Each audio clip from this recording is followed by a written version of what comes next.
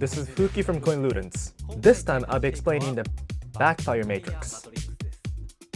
I've not created many matrices in the past, but this time I decided to make one.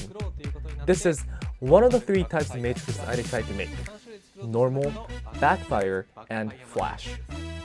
I found it to be a very fun procedure to work on, finding some small details and solving the problem. I hope you enjoy it as much as I did. Let's go to the explanation.